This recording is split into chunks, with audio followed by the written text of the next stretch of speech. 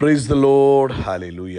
സ്തോത്രം സ്തോത്രം സ്തോത്രം സ്തോത്രം സ്തോത്രം. കർത്താവിൻ്റെ അതിപരിശുദ്ധമായ തിരുനാമം ഈ അനുഗ്രഹിക്കപ്പെട്ട പ്രഭാതത്തിൽ വാഴ്ത്തപ്പെടുമാറാകട്ടെ. പ്രിയപ്പെട്ട ദൈവമക്കളെ, നമുക്ക് ഒരുമിച്ച് 2024 മെയ് മാസം 10 വെള്ളിയാഴ്ച പ്രഭാതത്തിൽ കർത്താവിനെ ആരാധിക്കുവാൻ, നമ്മുടെ സ്വർഗീയ പിതാവിന് സ്തോത്രം ചെയ്യുവാൻ സർവശക്തനായ നമ്മുടെ പിതാവ് നമുക്ക് ഒരുക്കി തന്നിരിക്കുന്ന നല്ല സമയത്തിനായിട്ട് നമുക്ക് നന്ദിയോടെ സ്തോത്രം ചെയ്യാം.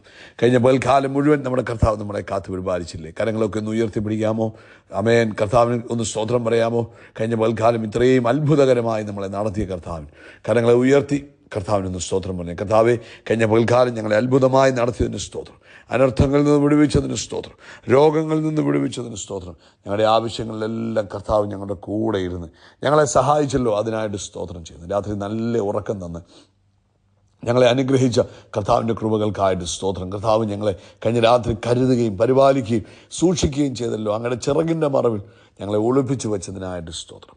ആരോഗ്യത്തോടെ സൗഖ്യത്തോടെ ഈ പ്രഭാതത്തിൽ ഞങ്ങളെ ഉണർത്തിയിരിക്കുന്ന ദൈവകൃപയ്ക്കായിട്ട് കർത്താവിന് മഹത്വം. സ്തോത്രം സ്തോത്രം സ്തോത്രം സ്തോത്രം സ്തോത്രം. കർത്താവെ, ഈ പകൽക്കാലം അങ്ങ് ഞങ്ങളെ ജയോത്സവമായി നടത്തുന്നതിന് കർത്താവിന് നന്ദി. ദൂതന്മാരെ അയച്ച് ഞങ്ങളെ കാവൽ ചെയ്യുന്ന കൃപകൾക്കായിട്ട് സ്തോത്രം. ശത്രുവാകുന്നവൻ്റെ ദൃഷ്ടി ഞങ്ങളുടെ മേൽ വീഴുവാൻ അനുവദിക്കാതെ അങ്ങ് ഞങ്ങളെ ചിറകിൻ്റെ മറവിൽ മറയ്ക്കുന്ന ദൈവകൃപയ്ക്കായിട്ട് സ്തോത്രം ചെയ്യുന്നു. തന്ന എല്ലാ അനുഗ്രഹങ്ങൾക്കും നന്ദി, തന്ന എല്ലാ അനുഗ്രഹങ്ങൾക്കും നന്ദി, തന്ന എല്ലാ അനുഗ്രഹങ്ങൾക്കും നന്ദി. പിതാവേ, നന്ദിയോടെ സ്തോത്രം, നന്ദിയോടെ സ്തോത്രം, നന്ദിയോടെ സ്തോത്രം, നന്ദിയോടെ സ്തോത്രം, നന്ദിയോടെ സ്തോത്രം, നന്ദിയോടെ സ്തോത്രം ചെയ്യുന്നു. ഓ, താങ്ക് യു ജീസസ്. നന്ദിയോടെ സ്തോത്രം, നന്ദിയോടെ സ്തോത്രം ചെയ്യുന്നു. കർത്താവിന് മഹത്വം, കർത്താവിന് മഹത്വം, കർത്താവിന് മഹത്വം. കർത്താവ്, ഞങ്ങളങ്ങേ ആരാധിക്കുന്നു, ഞങ്ങളങ്ങേ സ്തുതിക്കുന്നു, അങ്ങയുടെ ദയക്കായിട്ട് സ്തോത്രം ചെയ്യുന്നു.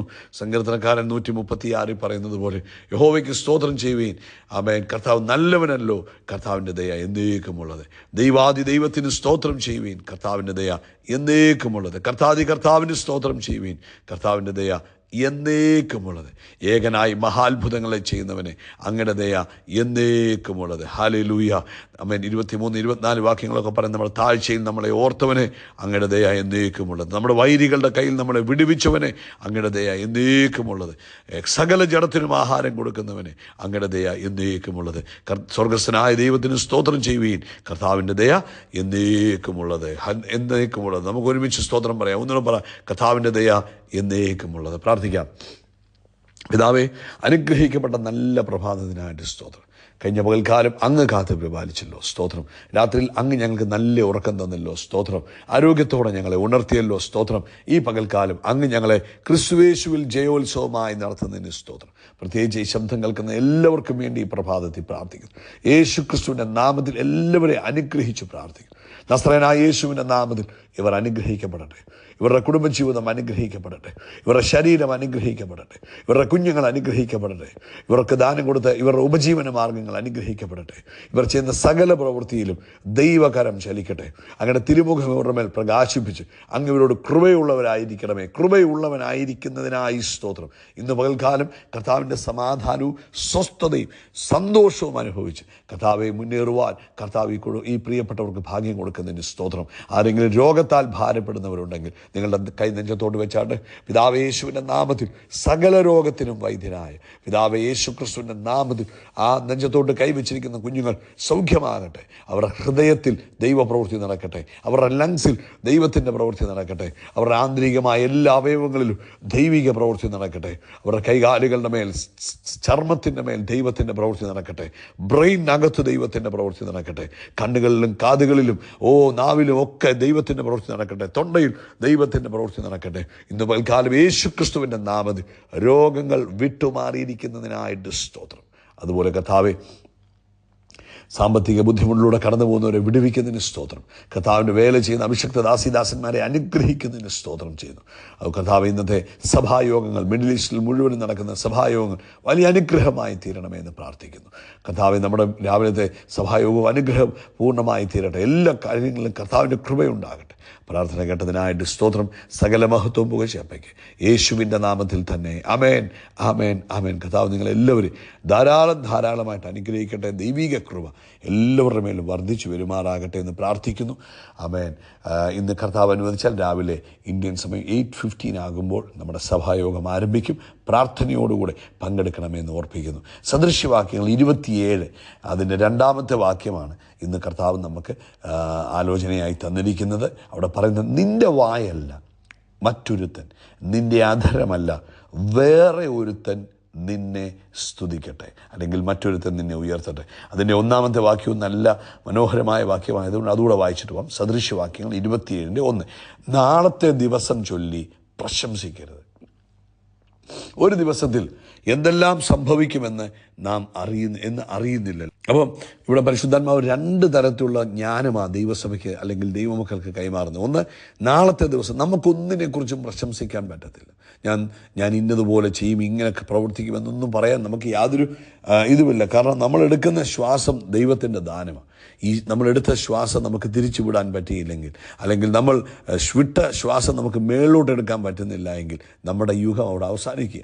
നമുക്കൊന്നും ചെയ്യാൻ, നമ്മൾ ഈ ലോകത്തിൽ സമ്പാദിച്ചതും ഈ ലോകത്തിൽ നിക്ഷേപിച്ചതും ഈ ലോകത്തിൽ നമ്മൾ എന്തൊക്കെ അതൊന്നും പിന്നെ അത് നമ്മളുമായിട്ടൊരു ബാധകമില്ലാത്ത ആയി മാറും. അതുകൊണ്ട് നമ്മൾ പലരും പല വലിയ വലിയ വലിയ വലിയ വലിയ കാര്യങ്ങൾ, ഞങ്ങൾ അങ്ങനെ ചെയ്യാൻ പോകുന്നു, ഞങ്ങൾ ഇങ്ങനെ ചെയ്യാൻ പോകുന്നു, നമ്മൾ അവിടെ പോയി ഇന്ന ബിസിനസ് തുടങ്ങാൻ പോകുന്നു, ഇവിടെ പോയി ഇന്ന കാര്യങ്ങൾ ചെയ്യാൻ പോകും എന്നൊക്കെ നമ്മൾ പലരും നാളത്തെ ദിവസങ്ങളെക്കുറിച്ച്, ചിലർ 10 വർഷം കഴിഞ്ഞുള്ള കാര്യങ്ങളെക്കുറിച്ചൊക്കെയാണ് പ്രശംസിക്കുന്നത്. പക്ഷേ നമ്മുടെ പ്രശംസ മുഴുവനും കർത്താവിലായിരിക്കണം. യാക്കോബിൻ്റെ ലേഖനത്തിൽ പറയുന്നത്, കർത്താവ് അനുവദിച്ച് സംഭവിക്കും, കർത്താവിൻ്റെ ഹിതമായാൽ ഞാനത് ചെയ്യും എന്നേ നമുക്ക് പറയാൻ പാടുള്ളൂ. ഒരിക്കലും നമ്മുടെ ഇഷ്ടത്തിന് ചെയ്യുമെന്ന് നമ്മൾ പറയല്ലേ. കർത്താവ് അനുവദിച്ചാൽ, കർത്താവിൻ്റെ ഇഷ്ടമായാൽ, കർത്താവ് പ്ലാൻ ചെയ്താൽ, കർത്താവ് അനുവദിച്ച് തന്നാൽ നമ്മൾ ചെയ്യുമെന്നാണ് പറയേണ്ടത് കേട്ടോ. അത് എപ്പോഴും നമ്മുടെ മനസ്സിലുണ്ടാണ്. 2-ാമത്തെ കാര്യം പറഞ്ഞാൽ, നാളെ നിൻ്റെ വായല്ല മറ്റൊരുത്തൻ, നിൻ്റെ അധരമല്ല വേറൊരുത്തൻ നിന്നെ സ്തുതിക്കട്ടെ. നമ്മളെപ്പോഴും പറഞ്ഞില്ലേ, സ്വയം പൊങ്ങികൾ എന്നൊക്കെ പറയുന്നത് പോലെ. അതായത് നമ്മളെപ്പോഴും ആ ആളിനെക്കുറിച്ച് തന്നെ, അല്ലെങ്കിൽ ആ ആളിൻ്റെ പ്രിയപ്പെട്ടവരെക്കുറിച്ച് തന്നെ ഇങ്ങനെ വലിയ വലിയ കാര്യങ്ങൾ പറഞ്ഞുകൊണ്ടിരിക്കുക. അതാണ് പറയുന്നത്, നമ്മളെ തന്നെ പുകഴ്ത്തുക. അത് പാടില്ലെന്നാണ് തിരുവെഴുത്ത് പറയുന്നത്. നമ്മളല്ല നമ്മളെ പുകഴ്ത്തേണ്ടത്. നമ്മുടെ പ്രവൃത്തി കണ്ടിട്ട് ഞാൻ ഇന്നത് പ്രവർത്തിച്ചു, അല്ലെങ്കിൽ പാട്ടുകാരാണെങ്കിൽ എൻ്റെ പാട്ട് നല്ലത്, പ്രസംഗികരാണെങ്കിൽ എൻ്റെ പ്രസംഗം നല്ലത്, അല്ലെങ്കിൽ എന്ത് ചെയ്യുന്നവരാണെങ്കിൽ അവരെ തന്നെ പുകഴ്ത്തുന്ന ഒരു സ്വഭാവം ഉണ്ടാകാൻ പാടില്ല.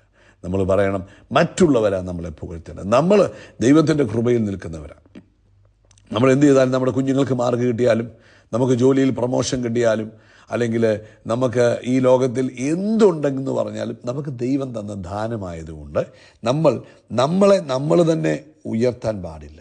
നിൻ്റെ അധരമല്ല വേറെ ഒരുത്തൻ വേണം അവർ നല്ലതാണ്, അല്ലെങ്കിൽ അവർ ചെയ്യുന്ന പ്രവൃത്തി നല്ലതാണെന്ന് മറ്റുള്ളവർ പറയട്ടെ. ചിലരൊക്കെ അവരെക്കുറിച്ച് തന്നെ മണിക്കൂറുകൾ സംസാരിക്കുക. അത് ദൈവം ആഗ്രഹിക്കുന്നില്ല. ലൂക്കോസിൻ്റെ സുവിശേഷം 14:11 പറയുന്നത്, തന്നെത്താൻ ഉയർത്തുന്നവനെല്ലാം താഴ്ത്തപ്പെടും. തന്നെത്താൻ ഉയർത്തുന്നവനെല്ലാം താഴ്ത്തപ്പെടും. നമ്മൾ സ്വയമേ നമ്മളെ പോക്കാനോ നമ്മുടെ കാര്യങ്ങൾ ഉയർത്തി കാണിക്കാനോ നമ്മൾ ശ്രമിക്കേണ്ട ആവശ്യമില്ല. അത് ലോകത്തിൻ്റെ ഒരു സിസ്റ്റമാണ്.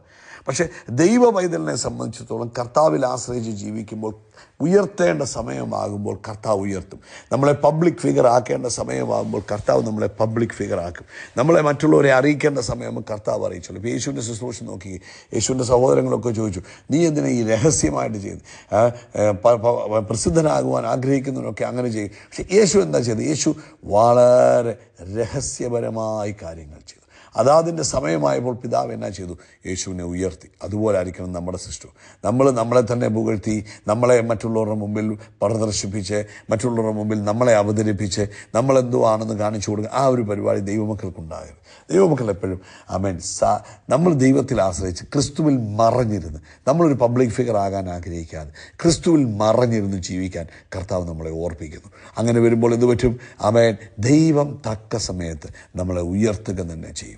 കർത്താവിൻ്റെ കൈ കൊടുക്കുക, കർത്താവ് തക്ക സമയത്ത് ഉയർത്തും. മനുഷ്യൻ ഇന്ന് നമ്മൾ എന്തെങ്കിലുമൊക്കെ നല്ലതാണെന്ന് നമ്മളെക്കുറിച്ച് പറയുമ്പോൾ ആരെങ്കിലും മനുഷ്യരൊക്കെ നമുക്ക് ഓശാന പാടിയാലും നാളെ അവരെല്ലാം മാറ്റി പറയും. അതുകൊണ്ട് നമ്മൾ എന്ത് ചെയ്യണം? നമ്മളെ ഉയർത്താൻ നമ്മൾ ശ്രമിക്കരുത്. നമ്മളെ ഉയർത്തുവാൻ ദൈവം അതിൻ്റെ സമയം വെച്ചിട്ടുണ്ട്. അതാണ് പത്രോസ് ലേഖനത്തിൽ പറയുന്നത്, അവൻ നമ്മളെ തക്ക സമയത്ത് ഉയർത്തും. അതിൻ്റെ ഒരു റൈറ്റ് ടൈം കർത്താവ് വെച്ചിട്ടുണ്ട്. ആ സമയത്ത് കർത്താവ് ഉയർത്തിക്കോളും. നമ്മളായിട്ട് ഉയരാൻ പോകണ്ട. തന്നെത്താൻ താഴ്ത്തുന്നവൻ ഉയർത്തപ്പെടും. ഇതാണ് തിരുവെഴുത്ത് പറയുന്നത് കേട്ടോ. കർത്താവ് അനുഗ്രഹിക്കട്ടെ. ഈ രണ്ട് ജ്ഞാനവും നമ്മുടെ ജീവിതത്തിൽ അനുഗ്രഹമായി തീരട്ടെ. ഒന്ന്, നാളത്തെ ദിവസം ചൊല്ലി പ്രശംസിക്കരുത്. രണ്ട്, നമ്മുടെ വായല്ല മറ്റൊരുത്തൻ, നമ്മുടെ അധരമല്ല വേറൊരുത്തൻ നമ്മെ സ്തുതിക്കട്ടെ. യേശു ക്രിസ്തുവിൻ്റെ നാമത്തിൽ അത്ഭുതങ്ങൾ നടക്കും, അടയാളങ്ങൾ നടക്കും, വീര്യപ്രവൃത്തികൾ നടക്കും. നമ്മൾ വിശാലമാകും, ഉയർച്ച പ്രാപിക്കും. എല്ലാവർക്കും ഭയമായി മാറും. We are blessed, we are really blessed, we are permanently blessed and highly favoured. God bless you, God bless you, God bless U.